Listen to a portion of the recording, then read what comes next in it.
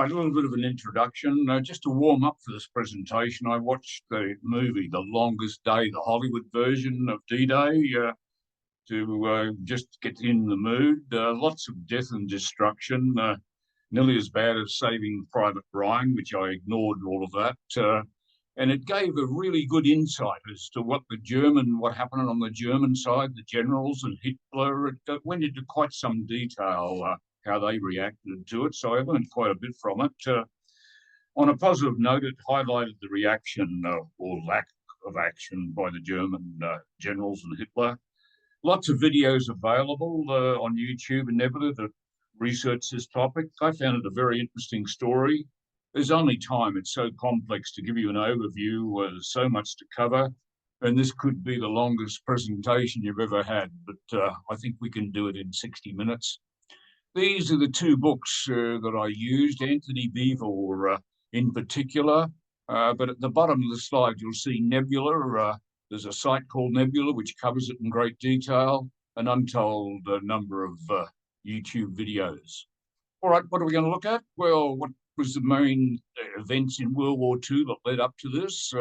What were they trying to do? And some statistics about what was going to be used, the key people involved, the Operation Overlord itself, the German defences for the Atlantic Wall, and then the deception and confusion, which was a key part of all this. Then there was an enormous amount of equipment designed and built that had never seen the light of day before. The weather forecasts, which were quite different between the British and the Germans for this particular time. Then we will focus on Operation Neptune, where literally it was the invasion force, particularly all the maritime stuff, building the Mulberry Harbours, and then what happened on D-Day and after D-Day, and why have I called it a miracle, and Normandy today. I haven't been to Normandy, but I hope some people in the audience have. So World War II, well, there's an enormous number of casualties. You can see it went for 6 years. And a lot of those casualties were the strategic bombing of cities. I worked in Germany for a while. Stuttgart was absolutely razed to the ground during World War II. Then, of course, we had the miracle of Dunkirk, then the Battle of Britain, where radar played a significant part, and then Hitler, I think, had something that gave him enough courage to invade Russia with Operation Barbarossa. Then Pearl Harbor, the Americans come into the war. Then things turn against Germany in North Africa and also in Italy. So Hitler isn't in a great situation in 1944 here. Here's the miracle of Dunkirk, just incredible. They expected to evacuate tens of thousands of troops. And after they got everything that could float across to Dunkirk, they managed to pull out over 300,000, standing room only on the ships. There'll be a lot of photos here. I thought I'd start on a positive note. Well, what were the top 10 inventions? During wartime, of course, you need things that you haven't got, so you invent things. Radar was developed significantly for planes, for ships. At the end of the war, there was night fighters using radar. Then, of course, the dam busters, the bouncing bomb, but just not the bouncing bomb. Barnes Wallis also had Tall Boy, the one that sank the Tirpitz. Of course, the Spitfire. So there were 24 variations of the Spitfire to keep it in combat with the German planes. Then the Gloucester Meteor, which was used against the B-1s. Of course, the huge computer at Bletchley Park, the Mosquito, the wooden plane.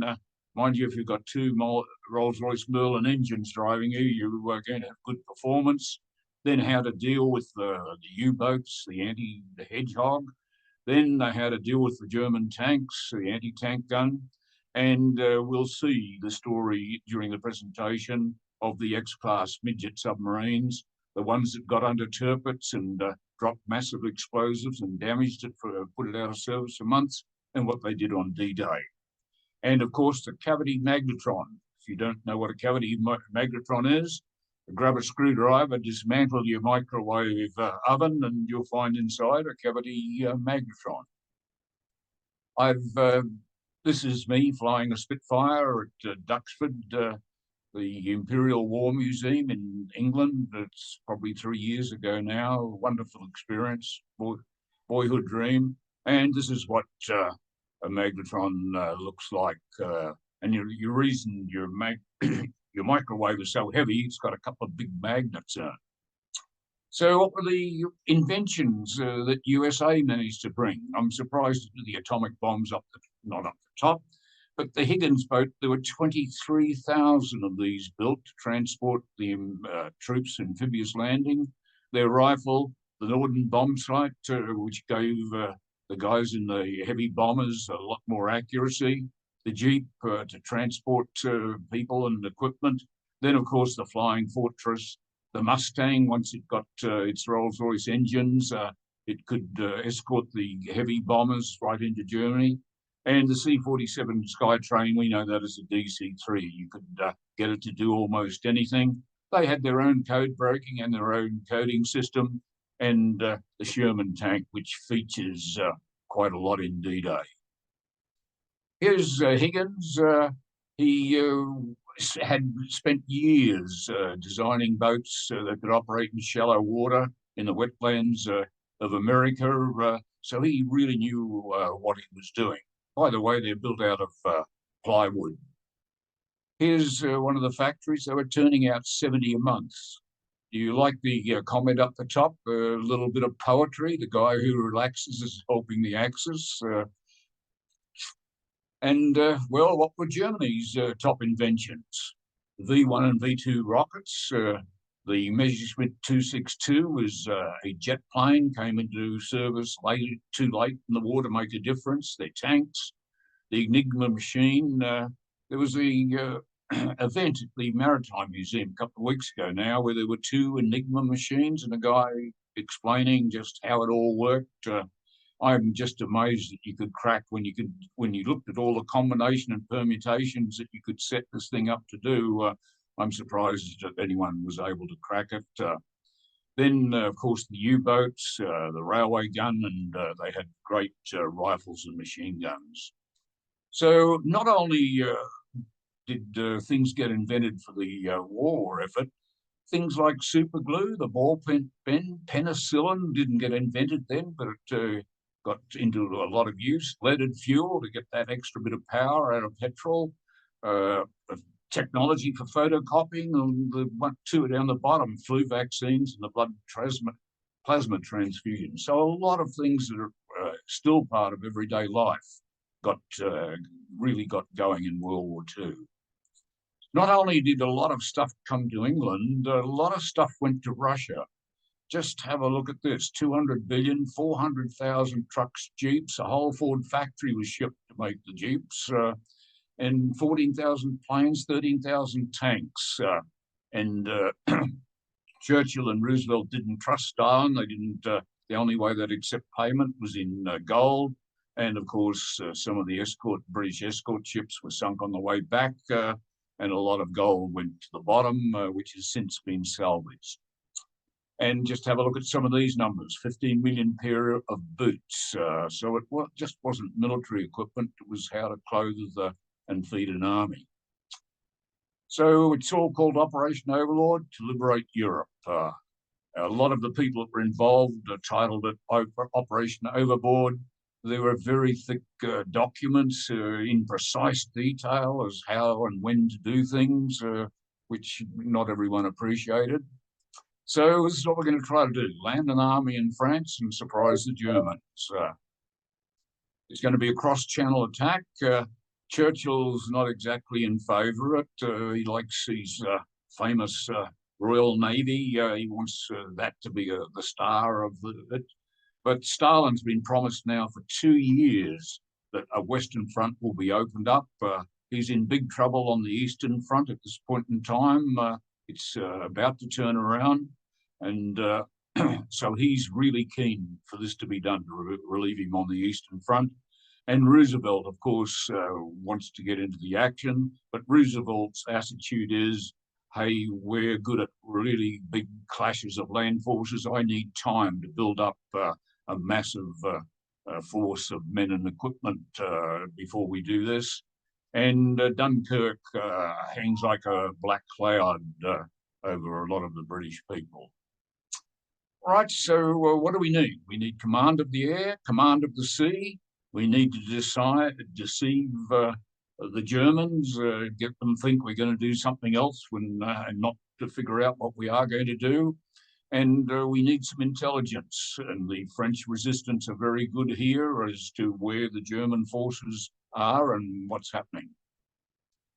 So the mastermind of all of this, really interesting, is Ramsay, Admiral Ramsay, who organised Dunkirk. So he knows how to do things.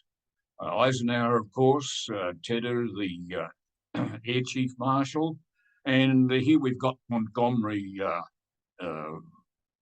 Montgomery, of course, and Rommel faced each other in North Africa, and the two American generals, Bradley and Patton. So what are the major risks of doing this? The weather. With a lot of this equipment, it's not going to handle rough weather. So the weather is absolutely critical. The positioning of the German forces, knowing where they are and what forces they can, what reinforcements they can bring up. And the other risk is this whole thing is being assembled in England, and there are German spies. Most of them become double agents, but having spies tell people what's going on in England is a major risk. So why Normandy? Well, the first attempt was, well, why build a harbour? Why not just capture one of the already existing harbours? So they decide to have a crack at Dieppe. Here's Dieppe, and it's disastrous. They don't get off the beach. It's mainly Canadians. Just look at the numbers. Over half those that landed were killed. And here's the cemetery. Yeah. So that put the end to landing in a existing harbour. So everyone got to work now and said, well, this is what we're going to do.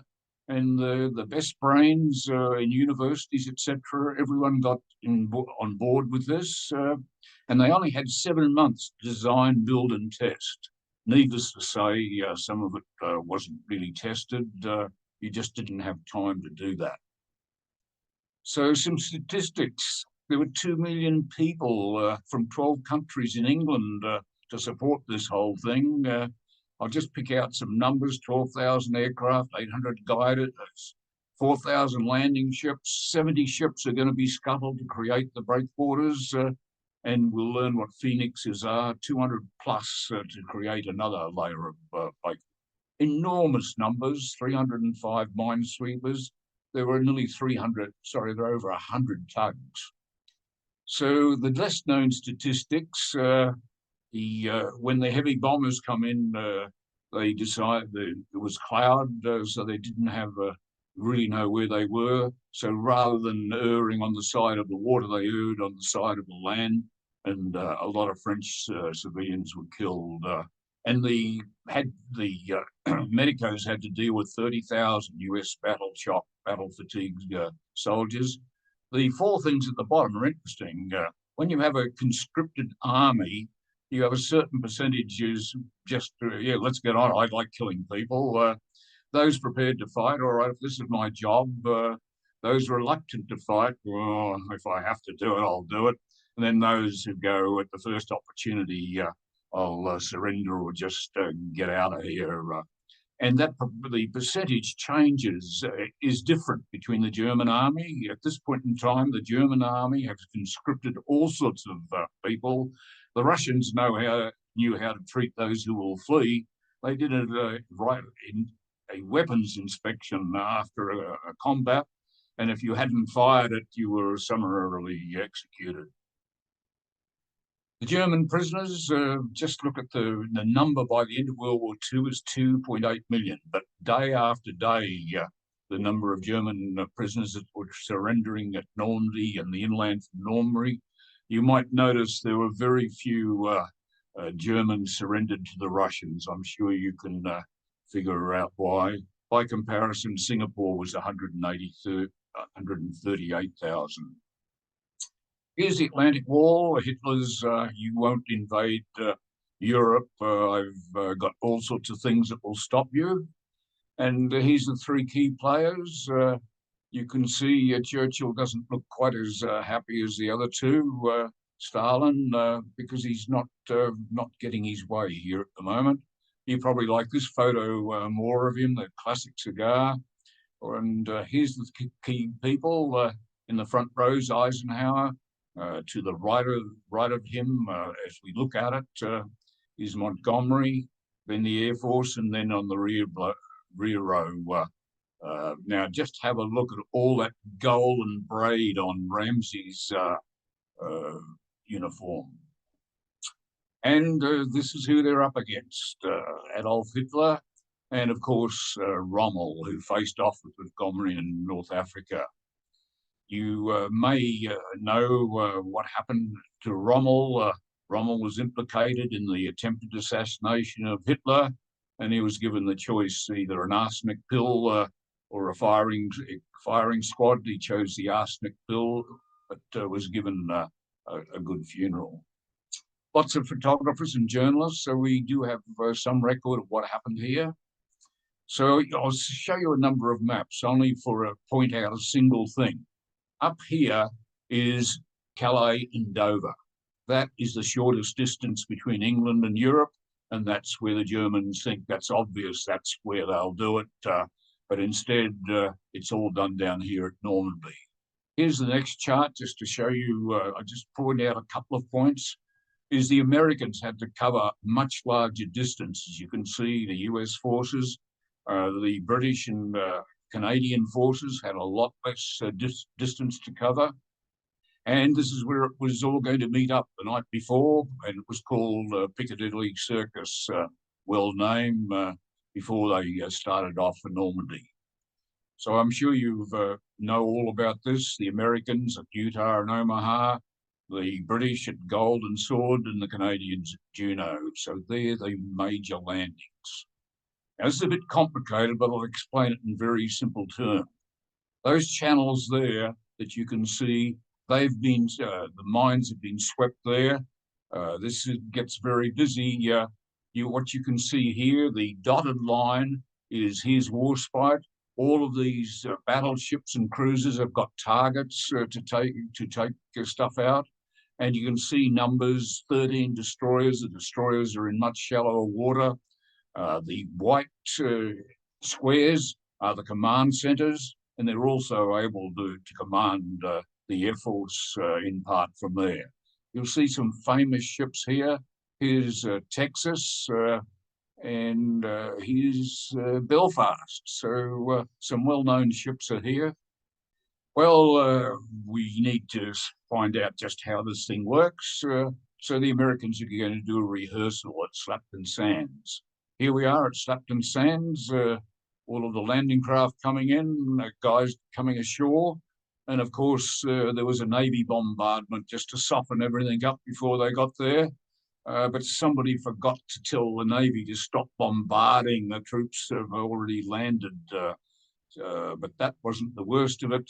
The worst of it was a number of German torpedo boats turned up on this spot and managed to sink a couple of landing craft. I think about 1,000 men died here. Here's one of the landing craft that's had a torpedo hit its stern. Look at the massive damage. So that wasn't a great rehearsal, not with that result. So Normandy Beach itself, it's got sandbars. It's got quite an extensive tide, over 20-foot tide, which means the depth of water is going to change fairly quickly. We need to do this on a full moon for two reasons. It's going to be the highest tides, and also hopefully illumination for the pilots. So some of the books are a bit confusing on this. Some say they came in at mid-tide, the others say it came in at low tide so they could see the obstacles. And there's only a couple of times a month you can do this. So if you miss one, you're going to have to wait around for a while. Here's the sandbars at Normandy. All right, so it's all set for the 5th of June. But there's a bit of a problem here. The troops, it takes forever, days to load everyone on all their ships and that. And they've started loading on the 28th of May. They're already sitting out at water, in the water, etc. And fortunately, there is a weather forecast. There could be a break on the 6th of June. So there's a very difficult decision made by Eisenhower. He writes a letter and puts it in his pocket. The letter says, look, if this doesn't work, I am solely responsible. So there was the decision to delay for 24 hours. So the Germans' weather forecast, of course, the Germans don't have the weather stations that the English have, and all the ships out at sea, etc. So their forecast to say, look, this is going to be dreadful for the whole week. They won't come out in this weather. So Hitler goes to his resort at Eagle's Nest, and Rommel goes to celebrate his wife's birthday. So this is what we're going to have to do: assemble the armies and the navies, build the components for the artificial harbour, do some strategic bombing to stop the reinforcements coming up to Normandy. A lot of deception and confusion for the Germans. Build a virtual army, which we'll see, destroy the radar and confuse that. Confuse communications and clear the minefields. It's pretty simple. Then drop the paratroopers. They're going to destroy some bridges and take over some bridges from the Germans, according to the plan.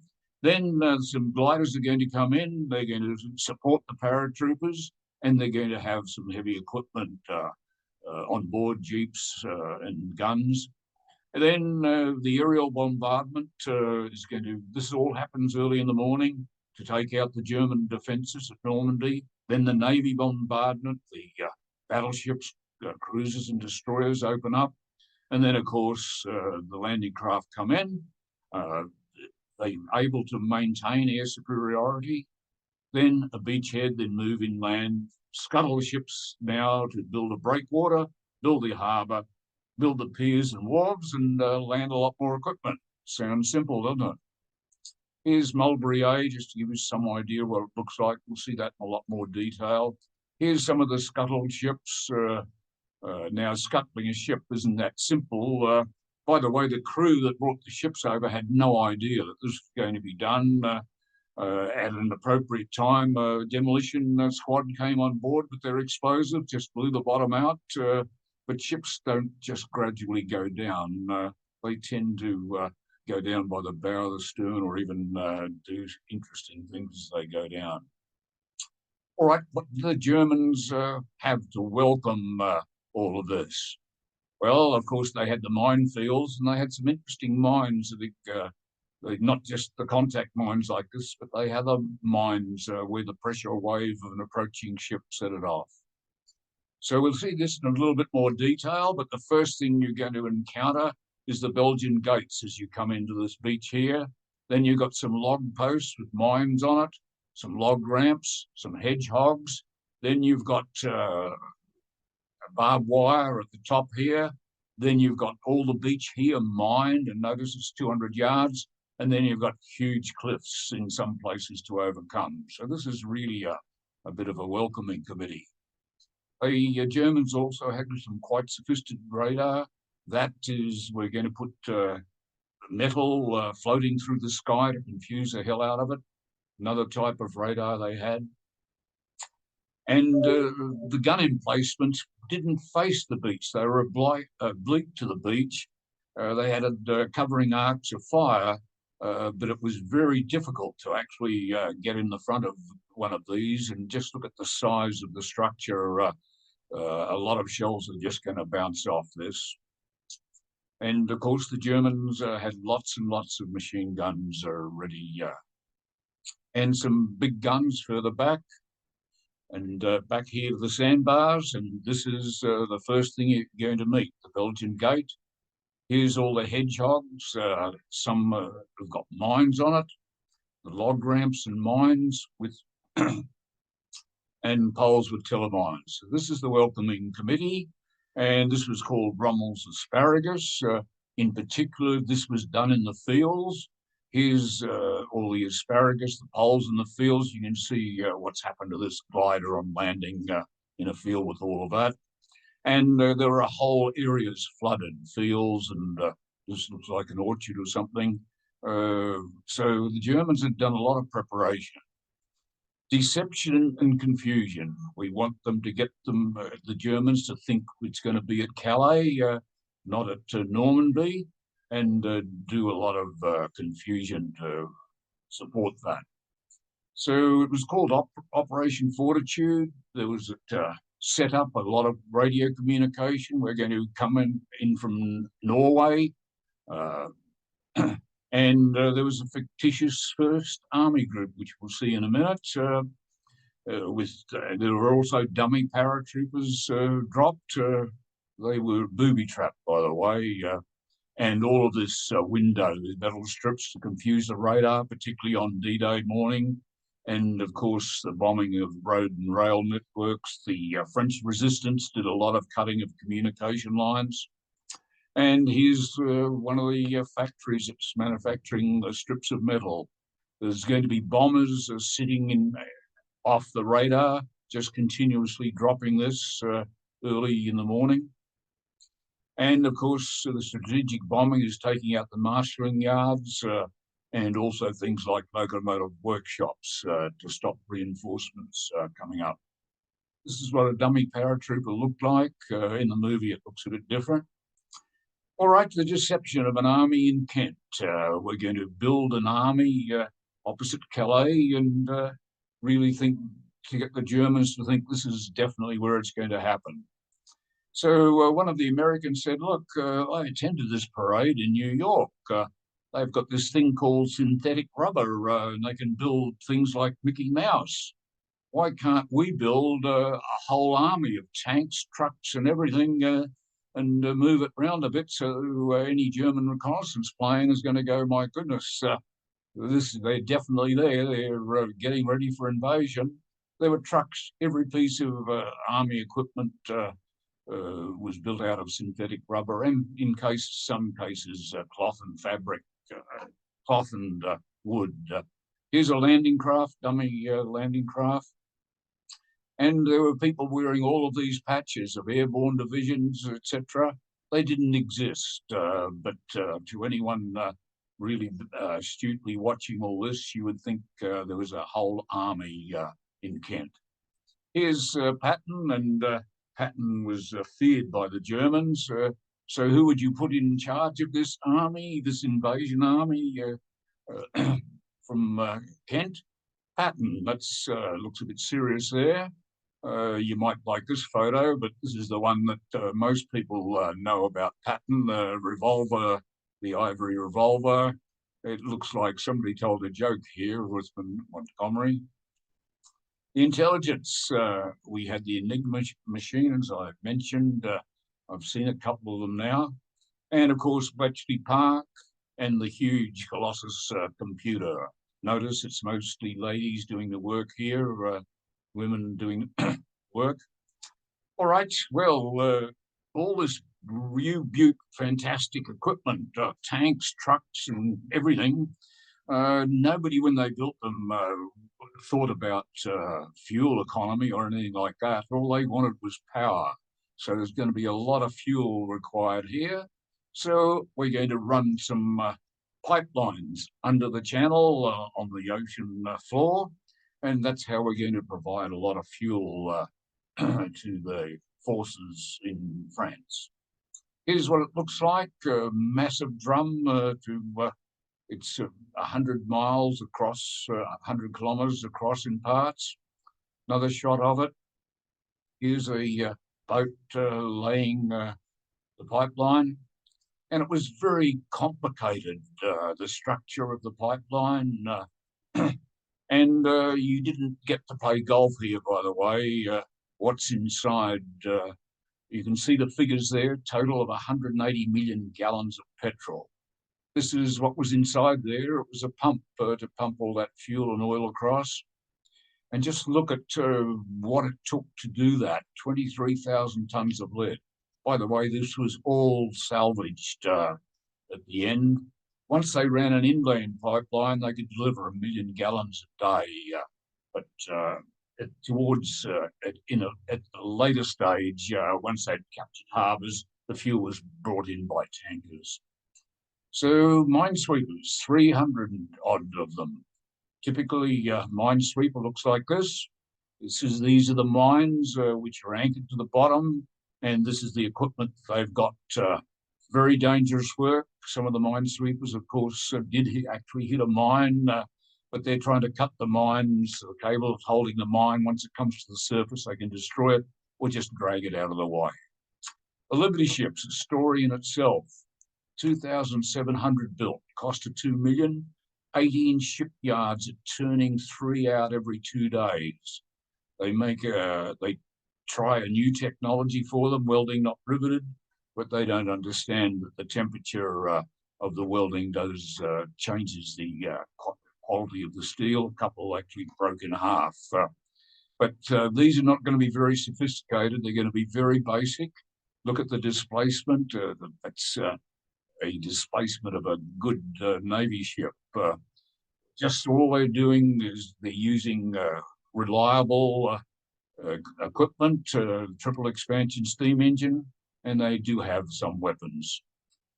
Now, as a marketing gimmick, they said, well, we're going to build a Liberty ship in 4 days. You can see the big number 4 on it. They did actually manage to build a Liberty ship in I think it was 4.5 days. So a lot of them were named. I'm not sure why. I couldn't find out why. Maybe they sponsored people, contributed to the war effort, or they were just famous Americans. This is, remember the 12,000 tons for a Liberty ship? This is our flagship, 10,000 tons. This is how it was done. It was like a Meccano, if you know what a Meccano Lego set is. And here they are just being turned out in enormous numbers. Production line. A landing craft, don't have time to go into a lot of detail here, but whatever the Army said, we want to land lots of troops, we want to land lots of tanks, lots of equipment, and we want a landing craft that's going to fire rockets. The last thing that's going to be land on Normandy Beach is 1,000 rockets fired 24 at a time, and these rockets are big. They provide a big bang when they hit. So let me just highlight a couple of things. Down the bottom here, 18 Sherman tanks for over a couple of hundred people. The Duck, which was an amphibious truck, if you like, was very popular. But you can see here the sizes. They vary from huge, 300 foot long, to very small. Here's a shot of them as far as you can see, the landing craft being prepared to go. And here's one of the larger ones that can carry the tanks and trucks. Now, one of the next one is a couple of interesting photos. All of this has to drive out forward, which means you've got to reverse all of this stuff to load. So a couple of interesting photos is there were no rear view mirrors on Army trucks, so you had to hang out the side like this. It's being backed up a ramp, and I hope there's somebody guiding this guy in the tank that's backing it up the ramp into the ship. Just an interesting sort of aspect of what's going on. Here's the landing craft mechanized, which can carry some equipment and troops. And here's what looks like a Higgins boat. And there are also huge landing craft who carry a couple of hundred men. There's 2 exits. You can see them coming down one. There's one the other side. This is what it looked like on board a landing craft. How would you like to be on this one? And they also had what's called a rhino tug and ferry. Just look at the equipment, almost with no freeboard. Here's a whole bunch of tanks. There's next to no freeboard being towed in to the shore. And here's the landing craft rocket in action. There was a total of 1,000 on the deck. Now, by the way, the only way these are fixed, what you have to do is navigate the ship and have it at the right angle, the right distance, and everything for this to be effective. It'd be interesting. This was the last to fire. It'd be interesting to be on board there with all the chaos and everything else going on to navigate the ship correctly to fire all the rockets. And here's a DUKW, which was extensively used to bring equipment and people from the ships onto shore. And if you want to go for a ride to one, there's apparently one in Coranda in North Queensland that can take you through all the bush there in the waterways. All right, tanks, Howard's Funnies. Here's Sir Percy Howard before this particular thing happened. He was sidelined, demoted. He was very critical of the equipment and the plans that the army had. But Churchill could see that, look, he had some good ideas. He was a bit eccentric and said, look, you can have an armored division. If you've got all these ideas, why don't you put them in place? And he did. So here we've got the Sherman tank, the swimming tank.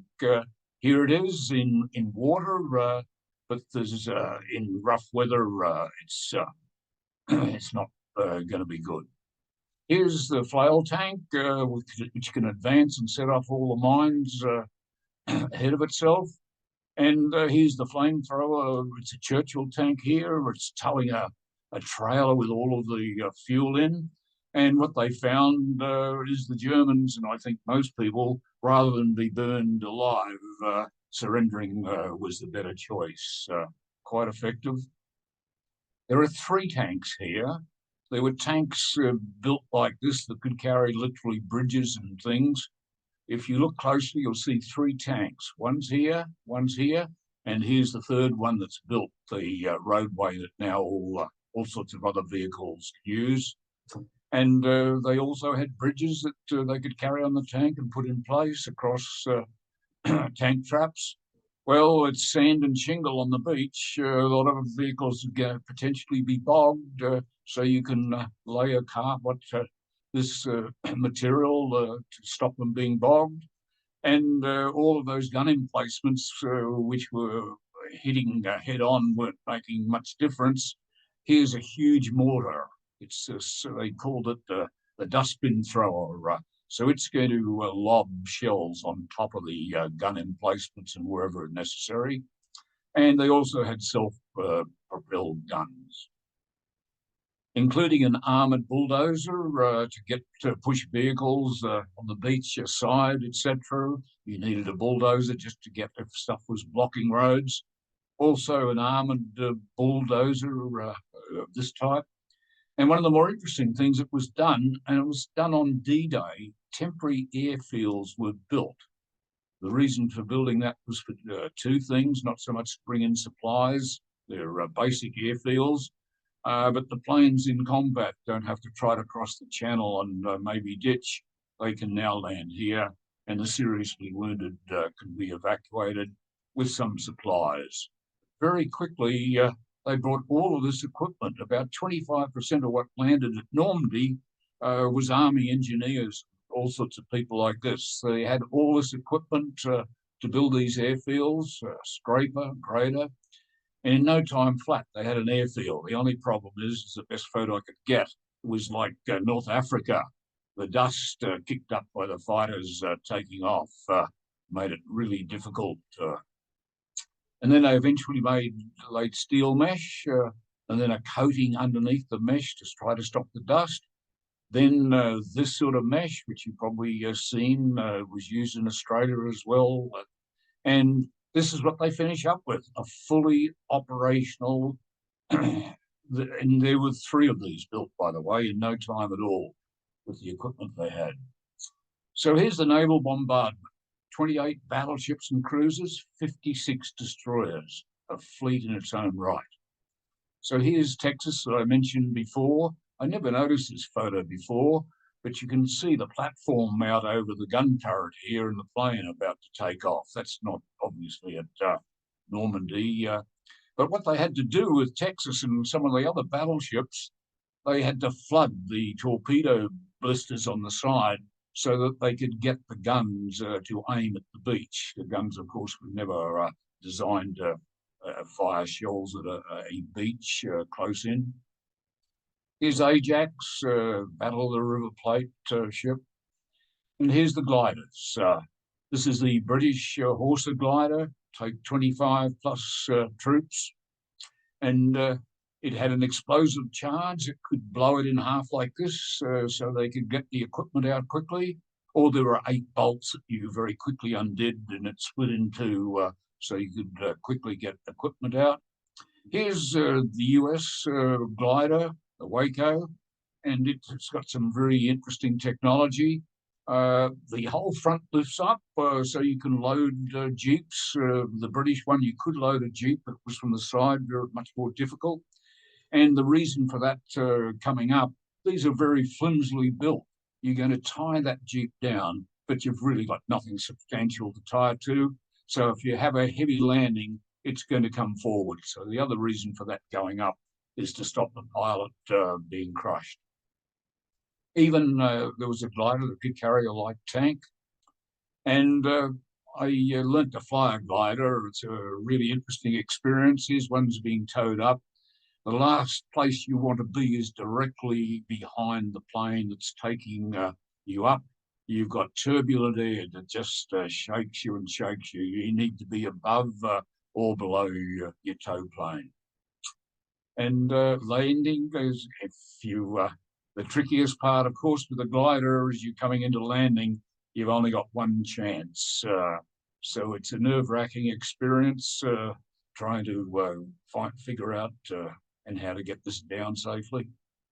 Here's a shot of some of the fields of the gliders. You can see the gliders landed there and the tow planes above them.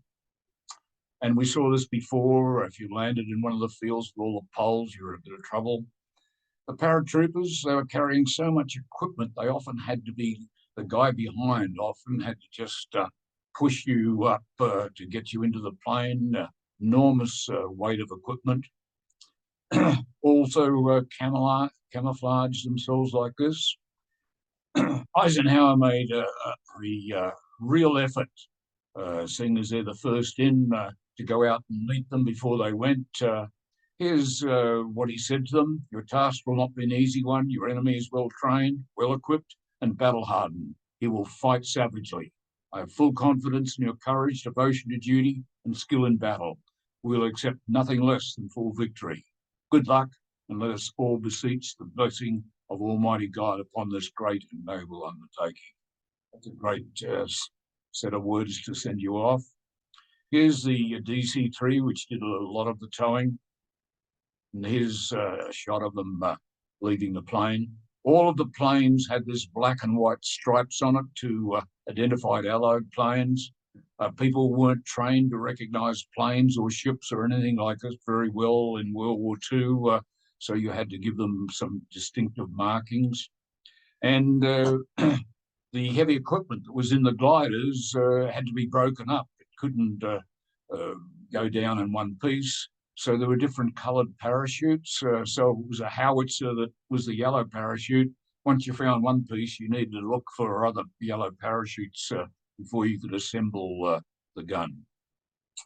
You've all probably remembered, seen this photo before. His parachute is wrapped around the spire of the church. And believe it or not, Private John Steele survived hanging there for quite some time. All right, well, the British had the Spitfire, the Hurricane, the Typhoon, the United States Mustang Thunderbolt. Here's the Spitfire with its markings on it. Hurricane also marked. Then the heavy bombers, the Lancaster, the Flying Fortress, the Liberator. I've got these photos don't show that they're not haven't got marking on them, but just to give you some idea, look at all the guns on the Flying Fortress. And then we had the Mosquito, the wooden plane, which could also do some bombing. And here's the Mosquito with the markings. and the Lightning, the American plane. And for reconnaissance, you needed a fast plane. You didn't want it shot down, so a lot of the armament was taken off to fit the cameras and that. And the one at the bottom here was the one that did most of the reconnaissance work. Here it is here. It's a Taylorcraft L2. There were 2,000 of these built, and the reason they were valuable is they could land and take off from almost anywhere and provide spotting service for the Navy bombardment. Continued for quite some time, by the way, inland. Here we go. We're starting on Mulberry Harbour here. This is a Phoenix being built. Any flat land alongside water was commandeered to build these. There's over 200 in various sizes. Once they're built, they're going to be floated, tugs, and taken to where they're going to be held. It's amazing they could do this without being discovered, but when people saw them, they probably wouldn't guess at what their ultimate purpose is. One of the places was Salisbury. It's a quite little fishing village. There's no visitors allowed. There's some anti-aircraft batteries just in case, and some fighters. And there's lots of rumours that townspeople aren't told what the hell's going on. And all of a sudden they wake up one morning and it's all gone. So it was one of the best kept secrets of World War II, these massive things that nobody really knew what they were for. And right, the artificial harbour. We're going to have 3 layers of breakwater. Bombardons out in deep water, the Phoenix, as you just saw, and the block ships that we saw before. So here's the bombardons out here in deeper water, then the block ships and the Phoenix is in closer. This is what the bombardons look like. Nobody was convinced that they really did their job. And here's the Phoenixes being all lined up. You need a lot of tugs here to tow these across and get them lined up. And here they are all in place. They all had anti-aircraft guns, totally unnecessary, never really fired. The command of the air was so good that the Germans just didn't really put in much of an effort. Here's the block ships in place called Gooseberry. Another shot of the block ships. And here's the last thing that gets added. These things are called spuds. They go down to the seafloor and they can raise or lower that wharf or that roadway depending on the tide. So that was the last element to go into place. And then you have the roadway from those onto the beach. You can see all the vehicles, the things that are the bridges. We'll see a better photo in a minute. Are called whales. How they name these, and what they're floating on is called the beetles. Here you've got a good shot of a tank. That's the whale here, and that's the beetle it's sitting on. You can imagine, of course, at times there would be a reverse flow. A whole fleet of ambulances would come out with the wounded. And I won't go into the engineering, but you can imagine getting all this to be strong for tanks and that to go over, yet flexible enough as the handle the waves and the tide. Brilliant piece of engineering. And on the 19th, the worst storm in 40 years hit Normandy. You can see Mulberry A is completely wrecked, can't be rebuilt. Mulberry A is the American, Mulberry B the British. It is rebuilt, but just look at the damage. Landing craft swept ashore, massive damage and loss of equipment, and worst of all, no supplies for the people that are now moving inland for some days. All right, so before D-Day, we're going to do the strategic bombing behind, so reinforcements can't come up. As we mentioned before, they're going to leave the port 9th. Now, here's what happens with these midget subs. They go there and they look at water depth, currents. They launch divers to do some of this work. And imagine looking through the periscope, you know which part of the beach isn't mined because there are German soldiers playing football on the beach. quite dangerous stuff to do.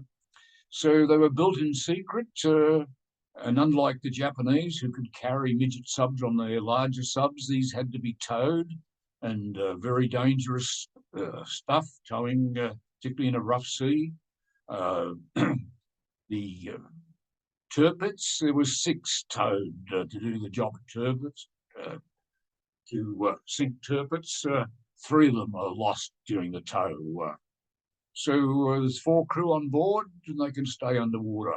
So here's one, this huge silver thing on the side here is all high explosive. The X-craft got under the Tirpitz, dropped this high explosive. They got out, but they were then captured. This is what inside looks like. I find that chair amazing. It looks like somebody's lounge chair. I wonder if that is a genuine article. So the first vessels off Normandy on the 4th of June. They're getting communication from the BBC in code, and they sit there and they set up a huge navigation beacon, and it's all facing away from the beach. So they're guiding the mine layers and indicating where the channels are. And they ran out of food. It was called tea and baked beans. So on the D-Day, the minesweepers, then the paratroopers, we've covered this, the bombers, the fighters, the landing craft, and the Germans decide to counterattack. They send in a fleet of the torpedo boats who fire 18 torpedoes. Only one hits its mark, and they're quickly out of here. They don't want to continue. Destroyers, the same thing. They're outnumbered, outgunned, so they leave. Then they try with U-boats. But at this stage in the war, detecting the U-boats and dealing with them is something well known, and they're withdrawn as well. So the counterattacks just didn't work. So the landings, well, here we are. We get a farewell from a village in the south of England. Now, here's something really important. He's at the Eagle's Nest, and at this stage of the war, he's been up late. He needs some medication to allow him to sleep. Messages start arriving earlier than 7, but early morning messages, there's something going on. Nobody is going to wake him. Apparently, he's got a fierce temper, and eventually they decide to wake him. But he says, look, that's rubbish. It's a feint. They'll come at Calais. And of course, refuses to allow. He's now in direct command of all the tank forces. The generals have to get his permission to do anything. And of course, he's not allowing any reinforcements to go to Normandy. Here's, now most people, particularly in England and probably America, certainly in Australia, in the 1940s, not many people could swim. You weren't taught swimming at school, anything. So he's learning to swim in a few. Now here's, of course, there are lots of religious services conducted. One of the more interesting one is the Catholic priest. All of the soldiers have been issued with condoms, and he's saying, look, if you die and you've got one of these in your pocket, that that condom is mortal sin as a Catholic. So when they all left the area, there were quite a lot of condoms left on the ground. All issued with a French handbook, how to say hello, and a few other important things in French. And there were some bagpipes played to lead the guys into battle, both landings and later. This is how a lot of the soldiers, a lot of them had probably never been to sea before, never felt the motion of the sea, and most of the troops that were coming in were seasick. Bravest of the brave, though, were the guys that went in first to demolish all those obstacles under tremendous fire. And of course, the naval spotters went in quickly on the beach to direct the bombardment from all the ships, and also the naval spotters in the air. So we're close to the finish here. So here's what happened. If you want to know what actually happened, you can watch Saving Private Ryan, and you just see some slides here of the stages on Normandy Beach. You can see all the obstacles are there. There's equipment overturned. There's lots of troops. Now the landing with a lot of the Germans out of action. The landing ships are coming in right into the beach and eventually starting to move inland. And this is what it finally looks like. All the landing ships on the beach. Just look at the amount of equipment that's moving inland to support the troops, and just have a look at the ships that are off the beach out there. So the French resistance, well, they were very good at blowing up trains. Here's a locomotive that had a whole train of good tanks loaded with tanks, and it's all going screaming downhill out of action. This is the resistance. They had a reunion much later. We can see them all very proudly there with their medals. Well, why is it a miracle? Well, it's a miracle they could get the weather with everyone in their ships, and that postponing this was really not an option. The fact that they did get this window. The paratroopers were blown off course. A lot of the bridges did get destroyed, and the ones that we needed to keep, however, did. A lot of the gliders didn't come out well. The aerial bombardment didn't do much damage. A lot of it went inland. The naval bombardment didn't do a lot of damage. The guys that were coming into the beach faced the full force of what the Germans had there. The swimming tanks, some were put out of the landing craft a couple of kilometres offshore. They very quickly sank. The currents into the minefields, there were quite strong currents, and in some cases the landing craft was swept into what was left of the minefields. The seasickness, most of the troops in these landing crafts were seasick when they hit the shore. But the deception, to be able to deceive the Germans to a degree, of course, Hitler being in his complete dictator mode at this point, where nothing moves without my order, that was a miracle in itself. The generals were so frustrated, and that resulted in the German reaction, which wasn't very strong in response. So Normandy today, you've probably been there. I'll just show some photos if you haven't been there, which I got off the internet. There's bits and pieces of the caissons left there. This look like beetles, a tank, more stuff on the beach, the American cemetery, the British memorial, and here's the Omaha Memorial, an Omaha monument. This looks suspicious. If it's called Les Braves, it's got to be French. And that's the miracle of D-Day.